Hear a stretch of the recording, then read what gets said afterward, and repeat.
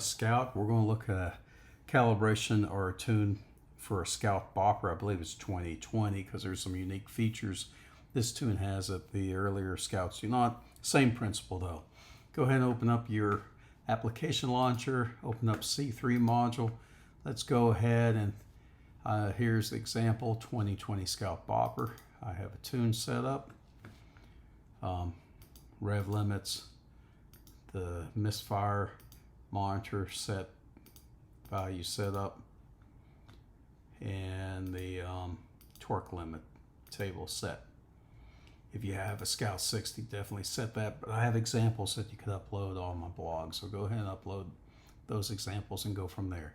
Okay, we've already gone out, we have captured some logs with this tune, so we're going to open up Data Center, and here they are. Again, two ways you could do this. You could open it up using the open file and just navigate to where it is, or come here to the tree file. I usually use the tree view. If you've had Data Center open already and you've added files to the directory, you're going to have to refresh the directory. I don't want to look at the details. Right here, refresh it. Okay, so we select those two and we load them.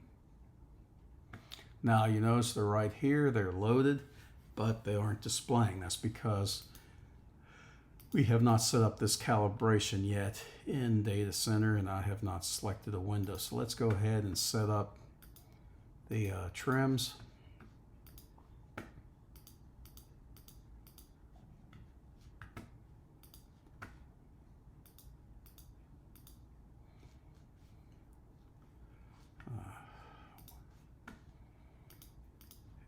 Request.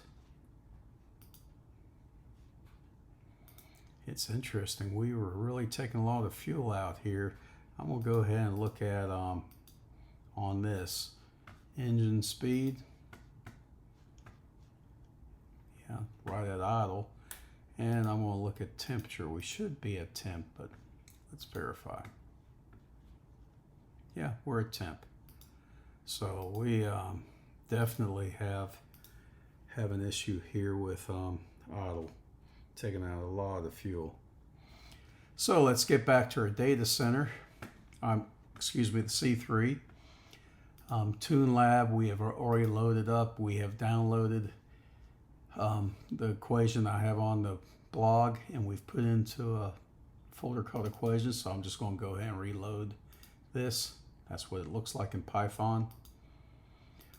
Scout in the FTR will use this loop for the engine of 170. On the air-cooled engines, we use 180 as a threshold. So just go ahead and run the equation. If this is your first time in here, you should have already looked at the other tutorial, but make sure this show plot is off. Otherwise, it will plot out a bunch of stuff you don't want to see. Okay, here's the VE corrections. Looks like this person who took this had a pretty good range and varying load. I'm going to go ahead and accept those. Now let's do the IPW comp front and rear cylinder. Again, these are very good values. If it's below a 1, it's taking fuel away. If it's above a 1, it's adding fuel.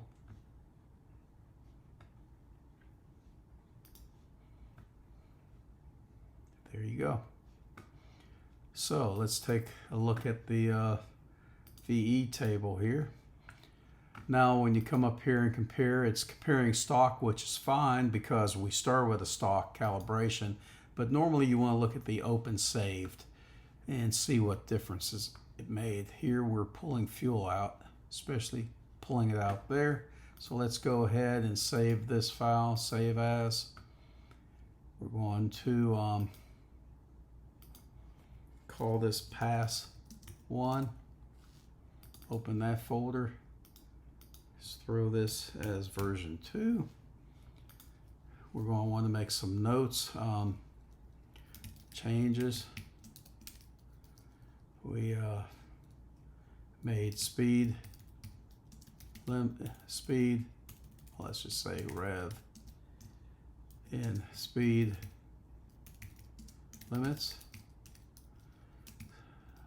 misfire, and torque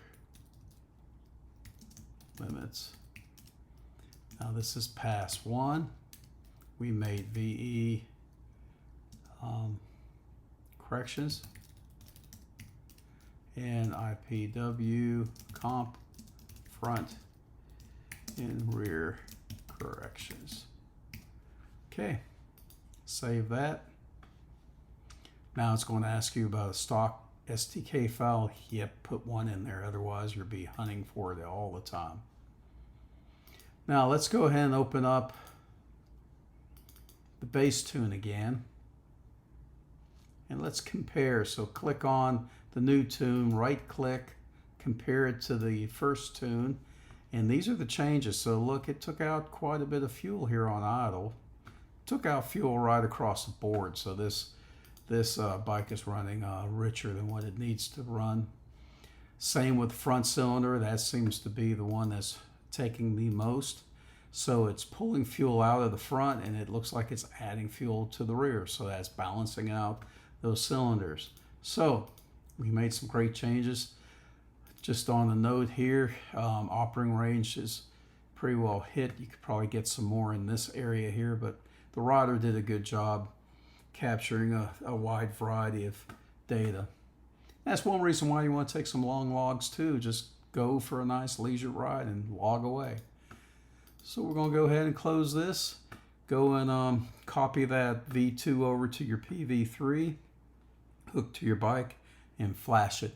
Be sure to erase your logs that you had taken previously so you start fresh, some fresh logs. That's it for the Scout.